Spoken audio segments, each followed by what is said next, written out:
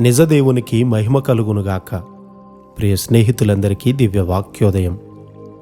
ఈనాటి పాఠ్యభాగము రోమా 9:1. నాకు బహు దుఃఖమును నా హృదయములో మానని వేదనయు కలవు. క్రీస్తునందు నిజమే చెప్పుచున్నాను, అబద్ధమాడుటలేదు. ఇతరులను గూర్చి ప్రార్థించే గొప్ప భారాన్ని పౌలుగారు కలిగి ఉన్నారు. ఇతరుల కొరకు నిరంతరము దుఃఖపడే ఒక వ్యక్తి గర్వముగా ప్రవర్తించగలడా? అది అసాధ్యము. ఇది ఒక వేషధారుని యొక్క స్థితి కాదు. నిజంగా దేవునితో నడిచేటువంటి వ్యక్తి ఇతరుల కొరకు గొప్ప దుఃఖాన్ని కలిగి ఉంటాడు. అతడు ఇతరులు కూడా రక్షింపబడాలని కోరుకుంటాడు. కాబట్టి తన మాదిరిగాని తన కుటుంబ మాదిరిగాని సరిగా లేనప్పుడు చాలా దుఃఖపడతాడు. మనలో ఇలాంటి ప్రార్థనా భారము అంతకంతకు క్షీణించిపోతూ ఉంది. సమతాస్థితిని మనలో కొంతమంది ఎంతో తేలికగా పోగొట్టుకుంటూ ఉన్నారు. ఏది ముఖ్యమైనదో మనకు తెలియదు. ప్రార్థనాత్మ అన్నిటికంటే ముఖ్యము. మన స్వంత సౌఖ్యము, ఇతర సంగతులు అంత ప్రాముఖ్యమైనవి కావు.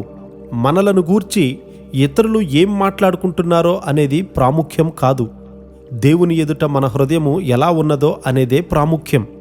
ఇక్కడ పరిశుద్ధుడైనటువంటి పౌలు గారు పరిశుద్ధాత్మయందు తన మనస్సాక్షి తనతో సాక్ష్యమిచ్చినట్లుగా చెప్తూ ఉన్నారు. ఇవి మోసకరమైన మాటలు ఎంతమాత్రమూ కావు. పౌలు గారు పరిశుద్ధాత్మయందు నా మనస్సాక్షి నాతో కూడా సాక్ష్యమిచ్చుచున్నది అంటూ ఉన్నారు. ఎలాగనగా నాకు బహు దుఃఖమును నా హృదయములో మానని వేదనయు కలవు అని చెప్తూ ఉన్నారు కదా. ఇలాంటి భారము ఊరికే రాదు. మనము యేసయ్యతో సన్నిహిత సహవాసము కలిగి ఉంటేనే ఇలాంటి భారము మనకు కలుగుతుంది.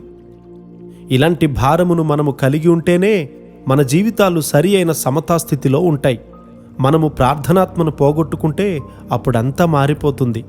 మనలను ప్రార్థన కొరకు పిలిచేవారు, ప్రార్థన చేయమని ఒత్తిడి చేసేవారు ఎల్లప్పుడూ మనతో ఉండరు. పరిశుద్ధాత్మ ఆ పని చేస్తుంది. ఇంతవరకు పని చేసింది చాలు, పని ఆపేసి ప్రార్థన చెయ్యి. ఇంతవరకు చదివింది చాలు, చదువు ఆపి ప్రార్థన చెయ్యి.